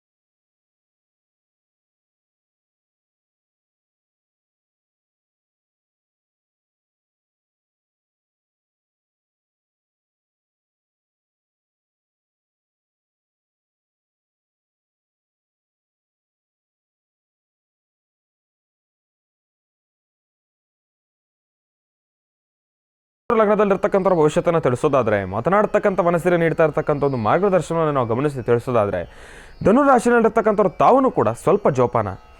ಇವತ್ತಿನ ದಿವಸ ಎಲ್ಲೋ ಒಂದು ಕಡೆ ನಿಂದನೆಗೆ ಒಳಗಾಗ್ತಕ್ಕಂಥವ್ರು ಇರ್ತೀರಿ. ನಿಮಗೂ ಕೂಡ ಅತಿಯಾದ ಆತ್ಮನಂಬಿಕೆ ಬೇಡ, ಅವಶ್ಯಕತೆ ಇಲ್ಲ. ಎಲ್ಲೋ ಒಂದು ಕಡೆ ಸ್ವಲ್ಪ ಜೋಪಾನ ಮತ್ತು ಹಾಕ್ತಕ್ಕಂಥ ಹೆಜ್ಜೆಯಲ್ಲಿ ಎಡುವತಕ್ಕಂಥವ್ರು ಇರ್ತೀರಿ. ಸ್ವಲ್ಪ ಸಮಸ್ಯೆಗಳು ಕಟ್ಟಿಟ್ಟ ಬುದ್ಧಿ ಅಂತಲೇ ಹೇಳ್ಬೋದು. ಭೂಮಿಗೆ ಸಂಬಂಧಪಟ್ಟಿರ್ತಕ್ಕಂಥ ಏನೊಂದು ವಿಚಾರ ಆದ್ರೂ ಕೂಡ ಅದರ ಬಗ್ಗೆ ತಾವು ಮುಂದುವರಿತಕ್ಕಂಥದ್ದು ಬೇಡ. ಅದರ ಬಗ್ಗೆ ಒಂದು ನಿಲುವಿಗೆ ಬರ್ತಕ್ಕಂಥದ್ದಾಗಲಿ, ಒಂದು ತೀರ್ಮಾನವನ್ನು ತೆಗೆದುಕೊಳ್ತಕ್ಕಂಥದ್ದಾಗಲಿ, ಇಲ್ಲ ಅಂತಂದರೆ ಯಾವುದಾದ್ರೂ ಕಾಗದ ಪತ್ರಕ್ಕೆ ಸಹಿ ಹಾಕ್ತಕ್ಕಂಥದ್ದಾಗಲಿ ಬೇಡ. ಯಾವುದೇ ರೀತಿ ಒಪ್ಪಂದದ ಪತ್ರಕ್ಕೂ ಕೂಡ ತಾವು ಸಹಿ ಹಾಕಿ ಒಂದು ಒಪ್ಪಂದಕ್ಕೆ ಬರ್ತಕ್ಕಂಥದ್ದು ಕೂಡ ಬೇಡ. ಇವತ್ತಾಗಿ ಅಷ್ಟಾಗಿ ಸಮಂಜಸಕರವಾಗಿರ್ತಕ್ಕಂಥದ್ದಲ್ಲ. ತಾವು ಯಾವುದಾದ್ರೂ ಒಂದು ವಿಚಾರವಾಗಿ ನಿಮ್ಮದೊಂದು ಹಸ್ತಕ್ಷೇಪ ಇರಲಿ, ನಮ್ಮದು ಒಂದು ಕೈ ಇರಲಿ ಅಂತ ಹೇಳಿ ತಾವು ಮುಂದೋಗ್ತಕ್ಕಂಥದ್ದಾಗಲಿ ಮಾಡಬೇಡಿ. ಇವತ್ತು ತಾವು ಸ್ವಲ್ಪ ಜೋಪಾನವಾಗಿರಿ. ತಾಳ್ಮೆ ಅನ್ನೋದು ಬಹಳ ಮುಖ್ಯ. ಇವತ್ತು ನಿಮ್ಗೆ ಹೇಗಿರುತ್ತೆ ಅಂತಂದರೆ, ನಿಮಗೆ ಕಣ್ಣು ಮುಂದೆ ಕಾಣೋದೆಲ್ಲ ಅಂದವಾಗೇ ಕಾಣುತ್ತೆ, ಬಹಳ ಖುಷಿ ಕೊಡುತ್ತೆ, ಸಂತೋಷನೇ ಕೊಡುತ್ತೆ. ಕೆಲವೊಂದು ಸತಿ ನೋಡಿ ಅದ್ಭುತವಾಗಿರ್ತಕ್ಕಂಥ ಒಂದು ಕಥಾಶ್ರವಣ ಇದೆ. ಆದರೆ ಇವಾಗ ಸಮಯದ ಅಭಾವ ಕಡಿಮೆ ಇರೋದ್ರಿಂದ ನಾನು ಅದರ ಬಗ್ಗೆ ಮಾಹಿತಿನ ತಿಳಿಸಲಿಕ್ಕಾಗೋದಿಲ್ಲ. ಕಣ್ಣು ಬಯಸ್ತಕ್ಕಂಥದ್ದು ಬೇರೆ, ಕೇಳ್ತಕ್ಕಂಥದ್ದು ಬೇರೆ, ಬಾಯಿ ರುಚಿಸ್ತಕ್ಕಂಥದ್ದು ಬೇರೆ, ತಲೆಗೆ ಬರ್ತಕ್ಕಂಥ ಆಲೋಚನೆ ಬೇರೆ, ಕೊನೆಗೆ ದೇಹಕ್ಕಾಗ್ತಕ್ಕಂಥ ನೋವೇ ಬೇರೆ. ಇದಕ್ಕೆ ಬಹಳ ಅದ್ಭುತವಾಗಿರ್ತಕ್ಕಂಥ ಒಂದು ಕಥಾಶ್ರವಣ ಇದೆ. ಒಂದು ಸತಿ ಗುರುಗಳು ನಮ್ಮೆಲ್ಲರಿಗೂ ಕೂಡ ಅದ್ರ ಬಗ್ಗೆ ಮಾಹಿತಿ ತಿಳಿಸಿದರು. ಹಾಗಾಗಿ ಇವತ್ತಿನ ದಿವಸ ಕಣ್ಣಕ್ಕೆ ಕಾಣೋದು ಎಲ್ಲ ಚೆನ್ನಾಗಿರುತ್ತೆ, ಆದರೆ ಅದ್ರ ಚೆನ್ನಾಗಿದೆ ಅಂಥೇಳಿ ತಾವು ಅದನ್ನು ಸ್ವಾಗತಿಸ್ಬಿಟ್ರೆ ಎಲ್ಲೋ ಒಂದು ಕಡೆ ಸಮಸ್ಯೆಗಳು ಕಟ್ಟಿಟ್ಟ ಬುದ್ಧಿ. ಹಾಗಾಗಿ ಸ್ವಲ್ಪ ಜೋಪಾನ. ನಿಮ್ಮ ಆಸೆಗಳನ್ನು ಕೂಡ ತಾವು ಅದ್ಭಸ್ನಲ್ಲಿ ಇಟ್ಕೊಳ್ತಕ್ಕಂಥದ್ದು ಬಹಳ ಉತ್ತಮ. ಮತ್ತು ಇವತ್ತಿನ ದಿವಸ ನಿಮ್ಮ ಆಲೋಚನೆಗಳು ಹೇಗಾಗಿರುತ್ತೆ ಅಂತಂದರೆ, ಒಂದು ಮುಂದಕ್ಕೆ ಹೋಗೋದಕ್ಕೂ ಆಗೋದಿಲ್ಲ, ಹಿಂದಕ್ಕೆ ಬರೋದಕ್ಕೂ ಆಗೋದಿಲ್ಲ. ಅಂತಹ ಪರಿಸ್ಥಿತಿಗಳಿಗೂ ಕೂಡ ಈಡಾಗ್ತಕ್ಕಂಥವ್ರು ಇರ್ತೀರಿ. ಬಿಸಿ ತುಪ್ಪ ನುಂಗೋದಕ್ಕೂ ಆಗೋದಿಲ್ಲ, ಉಗುಳೋದಕ್ಕೂ ಆಗೋದಿಲ್ಲ. ಇಂತಹ ಪರಿಸ್ಥಿತಿಗಳಿಗೆ ಎದುರಾಗ್ತಕ್ಕಂಥವ್ರು ಇರ್ತೀರಿ ಧನುರಾಶಿನಲ್ಲಿರ್ತಕ್ಕಂಥವ್ರು ತಾವು. ಹಾಗಾಗಿ ತಾವು ಇವತ್ತಿನ ದಿವಸ ಪರಮೇಶ್ವರನ ಪ್ರಾರ್ಥನೆಯನ್ನು ಮಾಡತಕ್ಕಂಥದ್ದು ಬಹಳ ಉತ್ತಮ. ಭಾನುವಾರ ಪ್ರದೋಷ ಪೂಜಾನುಷ್ಠಾನ ಇರುವ ಕಾರಣದಿಂದ ಈ ಕ್ಷಣನೇ ತಾವು ಕೂತು ನಿಮ್ಮ ಒಂದು ದೇವರ ಮನೆಯಲ್ಲಿ ಪರಮೇಶ್ವರನ ಫೋಟೋ ಮುಂದೆ 101 ರೂಪಾಯಿ ಒಂದು ಹಣವನ್ನು ಅಂತಂದರೆ ಆ ಒಂದು ಕಾಣಿಕೆ ಏನಿದೆ ಅದನ್ನು ಭಗವಂತನ ಮುಂದೆ ಮೀಸಲು ತೆಗೆದು ಪಕ್ಕಕ್ಕಿಟ್ಬಿಡಿ. 101 ರೂಪಾಯಿ, ಆ ಒಂದು 101 ರೂಪಾಯಿನ ಭಗವಂತನ ಫೋಟೋ ಮೇಲೆ ಮೀಸಲನ್ನು ತೆಗೆದಿಟ್ಟು ಸಂಧ್ಯಾಕಾಲದ ಪ್ರದೋಷ ಪೂಜಾ ಕಾಲದ ಸಮಯ ಇರುತ್ತಲ್ಲ, ಆ ಮಹಾಮಂಗಳಾರತಿ ಏನಾಗುತ್ತೆ, ಪ್ರದೋಷ ಕಾಲದ ಮಹಾಮಂಗಳಾರತಿ ಏನಾಗುತ್ತೆ, ರುದ್ರಾಭಿಷೇಕ ಮುಗಿದ ನಂತರ ಆ ಸಮಯದಲ್ಲಿ ಆ 101 ರೂಪಾಯಿಗೂ ಕೂಡ ತಾವು ಕರ್ಪೂರವನ್ನು ತೆಗೆದುಕೊಂಡು, ಕರ್ಪೂರ 101 ರೂಪಾಯಿಗೆ ತೊಗೊಳ್ಬೇಕು. 100 ರೂಪಾಯಿಗೂ ತೊಗೊಳ್ಬಾರ್ದು, 102 ರೂಪಾಯಿಗೂ ತೊಗೊಳ್ಬಾರ್ದು. ತಾವು ಮನಸ್ಸಲ್ಲಿ ಸಂಕಲ್ಪವನ್ನು ಮಾಡ್ಕೊಂಡಿರ್ತೀರಿ, ಹಣವನ್ನು ಮೀಸಲಿಟ್ಟಿರ್ತೀರಿ.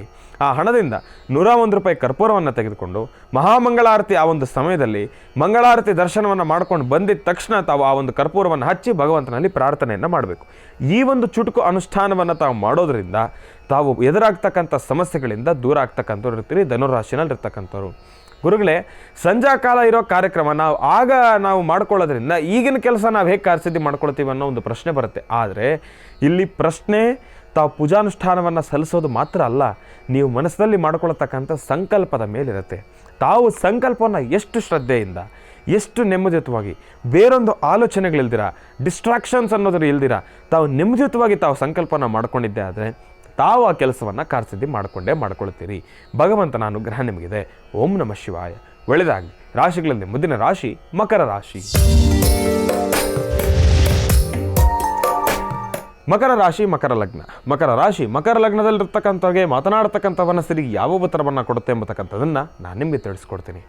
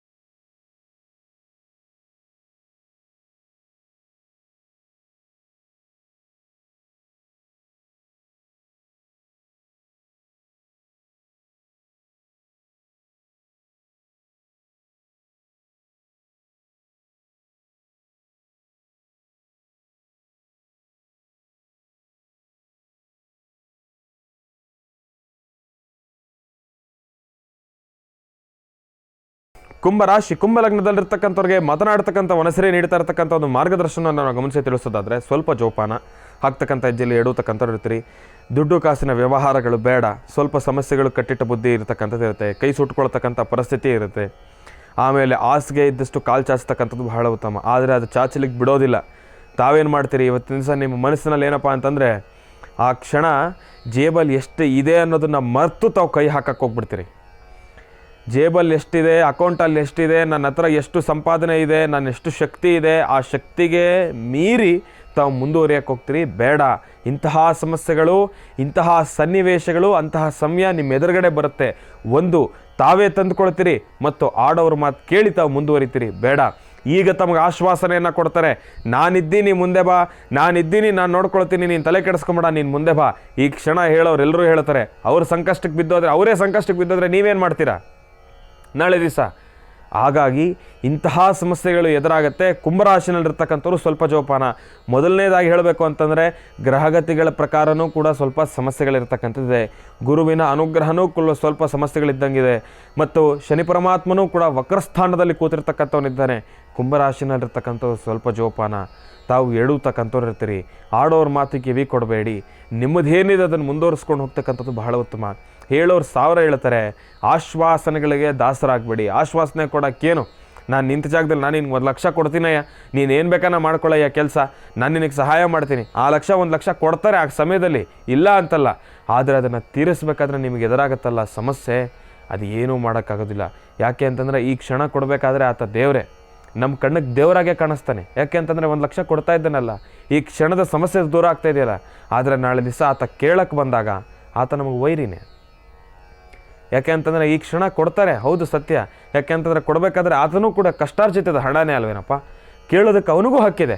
ಆದರೆ ಅದನ್ನು ವಾಪಸ್ ತೀರಿಸ್ಬೇಕಾದ್ರೆ ನಮಗುಂಟಾಗುತ್ತಲ್ಲ ಸಮಸ್ಯೆಗಳು, ಅದು ಗಗನಕ್ಕೆ ಮುಟ್ತಕ್ಕಂತಿರುತ್ತೆ. ಅದರಿಂದ ಎಲ್ಲಿಂದ ಎಲ್ಲಿಗೂ ಹೋಗುತ್ತೆ ಸಮಸ್ಯೆ. ಹಾಗಾಗಿ ಹಾಸಿಗೆ ಇದ್ದಷ್ಟು ಕಾಲು ಚಾಚತಕ್ಕಂಥದ್ದು ಬಹಳ ಉತ್ತಮ. ಸಾಲ ಸೋಲ ಮಾಡ್ಕೊಳ್ಳಿಕ್ಕೆ ಸಾಕಷ್ಟು ವಿಚಾರಗಳು ಮುಂದೆ ಬರುತ್ತೆ. ದಯವಿಟ್ಟು ಸಾಲ ಸೋಲ ಮಾಡ್ಕೊಳ್ಳಿಕ್ಕೆ ಹೋಗಬೇಡಿ. ಯಾವುದೇ ಕಮಿಟ್ಮೆಂಟ್ಗಳಿಗೆ ಸಿಕ್ಕಾಕೊಳ್ಳೋಕ್ಕೆ ಹೋಗಬೇಡಿ. ಸ್ವಲ್ಪ ಜೋಪಾನವಾಗಿರಿ. ಈ ಕ್ಷಣ ತಮಗೆ ಸಮಸ್ಯೆಗಳಿದೆ, ಹೌದು ಸತ್ಯ. ಎಲ್ಲ ಸಮಯನೂ ಹೀಗೆ ಇರೋದಿಲ್ಲ. ಕೃಷ್ಣ ಅರ್ಜುನನಿಗೆ ಎಷ್ಟು ವಿಶೇಷವಾಗಿ ಅದನ್ನು ವರ್ಣಿಸಿದ್ದಾನೆ. ಆ ಒಂದು ಖಾಲಿಯ ಗೋಡೆ ಮೇಲೆ ಕೃಷ್ಣ ಬರೆದಿದ್ದಾನೆ, ಈ ಸಮಯ ಹೀಗೆ ಇರುವುದಿಲ್ಲ ಅಂತ ಹೇಳಿ. ಹಾಗಾಗಿ ಈ ಸಮಯ ಇವತ್ತಿನ ದಿವಸ ಏನು ಸಮಸ್ಯೆಗಳಿದೆ ಅದು ಹೀಗೆ ಇರೋದಿಲ್ಲ. ಮುಂದಿನ ದಿನಮಾನಗಳು ಬರುತ್ತೆ, ಅದ್ಭುತವಾಗಿರ್ತಕ್ಕಂಥ ದಿನಗಳು ಬರುತ್ತೆ, ಕಾಯೋಣ. ಆದರೆ ಈಗ ಏನಿದೆ ಅದರಲ್ಲಿ ಅನುಸರಿಸ್ಕೊಂಡು ಹೋಗ್ತಕ್ಕಂಥದ್ದು ಬೇಡ, ಅದರಲ್ಲಿ ಅನುಸರಿಸ್ಕೊಂಡು ಹೋಗ್ತಕ್ಕಂಥದ್ದು ಬೇಕು. ಅತಿಯಾಸೆ ಪಡ್ತಕ್ಕಂಥದ್ದು ಬೇಡ. ಒಳ್ಳೆಯದಾಗಲಿ, ಶುಭವಾಗಲಿ. ಕುಂಭರಾಶಿನಲ್ಲಿರ್ತಕ್ಕಂಥವ್ರು ನೋಡಿಕೊಂಡು ಹೆಜ್ಜೆ ಆಗ್ತಕ್ಕಂಥದ್ದು ಬಹಳ ಉತ್ತಮ. ರಾಶಿಗಳಲ್ಲಿ ಮುಂದಿನ ರಾಶಿ ಮೀನರಾಶಿ. ಮೀನರಾಶಿ ಮೀನಲಗ್ನ. ಮೀನರಾಶಿ ಮೀನಲಗ್ನದಲ್ಲಿರ್ತಕ್ಕಂಥವ್ರಿಗೆ ಮಾತನಾಡ್ತಕ್ಕಂಥ ಮನಸ್ಸರಿ ಯಾವ ಉತ್ತರವನ್ನು ಕೊಡುತ್ತೆ ಎಂಬತಕ್ಕಂಥದ್ದನ್ನು ನಾನು ನಿಮಗೆ ತಿಳಿಸ್ಕೊಡ್ತೀನಿ.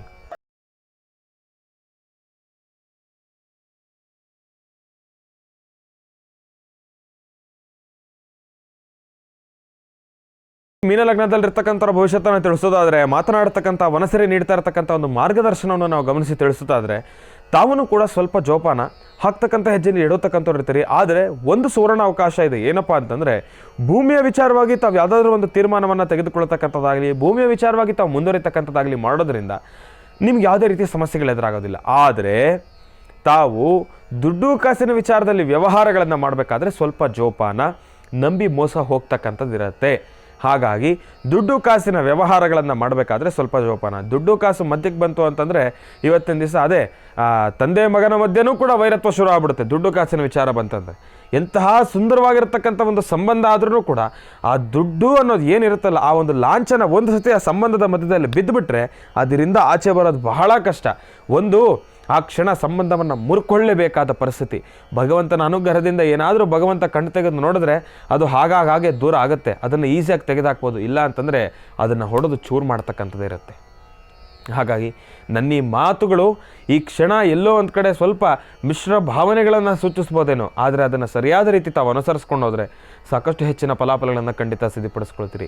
ಮೀನರಾಶಿನಲ್ಲಿರ್ತಕ್ಕಂಥವ್ರು ಇವತ್ತಿನ ದಿವಸಕ್ಕೆ ಗಂಟ್ಲಿಗೆ ಸಂಬಂಧಪಟ್ಟಿರ್ತಕ್ಕಂಥ ಒಂದಿಷ್ಟು ಸಮಸ್ಯೆಗಳು ಎದುರಾಗ್ತಕ್ಕಂಥದ್ದಿರುತ್ತೆ. ಕಫ ಆಗಿರ್ಬೋದು, ಕೆಮ್ಮಾಗಿರ್ಬೋದು, ಒಣ ಕೆಮ್ಮಾಗಿರ್ಬೋದು, ಮತ್ತು ಆ ಒಂದು ಗಂಟ್ಲಲ್ಲಿ ಸ್ವಲ್ಪ ಹೀಟ್ ಆಗಿರೋದ್ರಿಂದ ಒಂದು ಅಲ್ಸರ್ ಆಗಿರತಕ್ಕಂಥದ್ದು ಇರ್ಬೋದು, ಗಂಟ್ಲು ಉರಿತಾ ಇರತಕ್ಕಂಥದ್ದು ಇರ್ಬೋದು. ಇಂತಹ ಸಮಸ್ಯೆಗಳು ಸ್ವಲ್ಪ ಎದುರಾಗ್ತಕ್ಕಂಥದ್ದು ಇರುತ್ತೆ. ಗಂಟ್ಲು ನೋವು ಈಗ ಏನು ಮಾಡ್ತೀವಿ ತಾವು, ಅದೇ ನಾನು ಹೇಳಿದಾಗೆ ಆ ಒಂದು ಫ್ರಿಜ್ ನೀರು ಕೋಲ್ಡ್ ವಾಟರ್ ಸ್ವೀಕರಿಸಬೇಕು ಅಂತ ತಾವು ತೊಗೊಂಡ್ಬಿಡ್ತೀರಿ, ಗಂಟ್ಲು ನೋವಿಂದ ಒದ್ದಾಡ್ತಾ ಇರ್ತೀರಿ. ಹಾಗಾಗಿ ಇದಕ್ಕೇನು ಮಾಡಬೇಕು ಅಂತಂದರೆ, ವಿಳೆದೆಲೆಯನ್ನು ತುದಿಗಳನ್ನು ಕಟ್ ಮಾಡಿ, ಆ ಒಂದು ತುದಿಗಳೇನಿದೆ ಅದನ್ನು ಕಟ್ ಮಾಡಿ ವಿಳೆದೆಲೆಯನ್ನು ಅರ್ಧ ಭಾಗ ತಾವು ನೀಟಾಗಿ ಹರಿದು ಅದನ್ನು ಬಿಸಿನೀರಿಗೆ ಹಾಕಿ ಚೆನ್ನಾಗಿ ಕುದಿಸಿ ಅದಕ್ಕೆ ಒಂದೇ ಒಂದು ಚೂರು ಜೇನುತುಪ್ಪವನ್ನು ಮಿಕ್ಸ್ ಮಾಡ್ಕೊಂಡು ತಾವು ಕುಡಿದ್ಬಿಟ್ರೆ ಈ ಗಂಟ್ಲಿಗೆ ಸಂಬಂಧಪಟ್ಟಿರ್ತಕ್ಕಂಥ ಏನೊಂದು ಸಮಸ್ಯೆ ಆದ್ರೂ ಕೂಡ ಚಿಟಿಕೆ ಹೊಡೆಯೋಷ್ಟಲ್ಲಿ ದೂರ ಆಗುತ್ತೆ. ಆರೋಗ್ಯಕರವಾಗಿರ್ತಕ್ಕಂಥದ್ದು, ದೇಹಕ್ಕೆ ಬೇರೊಂದು ರೀತಿ ಇರತಕ್ಕಂಥ ಸೈಡ್ ಎಫೆಕ್ಟ್ಸ್ ಇಲ್ಲದೆ ಇರತಕ್ಕಂಥದ್ದು ಆಯುರ್ವೇದದ ಔಷಧಿ. ಇದನ್ನು ತಾವು ಸ್ವೀಕರಿಸಿ ಒಳ್ಳೆಯದಾಗತ್ತೆ. 12 ರಾಶಿಗಳಲ್ಲಿರ್ತಕ್ಕಂಥ ಫಲಾಫಲಗಳನ್ನು ನಾನು ನಿಮ್ಮೆಲ್ಲರಿಗೂ ಕೂಡ ತಿಳಿಸಿದ್ದೇನೆ. ಭಗವಂತನ ಸಂಪೂರ್ಣ ಕೃಪಾಶೀರ್ವಾದ ಇರಲಿ, ಶನಿ ಪರಮಾತ್ಮನ ಅನುಗ್ರಹ ನಿಮಗಿರಲಿ, ಗುರುಗಳ ಅನುಗ್ರಹದಿಂದ ಎಲ್ಲವೂ ಕೂಡ ಒಳ್ಳೆಯದಾಗಲಿ ಎಂಬತಕ್ಕಂಥ ಮಾತನ್ನು ಹೇಳ್ತಾ, ಇನ್ನು ನಿಮ್ಮ ಭೇಟಿ ನಾಳೆ ಬೆಳಗ್ಗಿನ ನೇರ ಪ್ರಸಾರದ ಕಾರ್ಯಕ್ರಮದಲ್ಲಿ. ನಮಸ್ತೆ.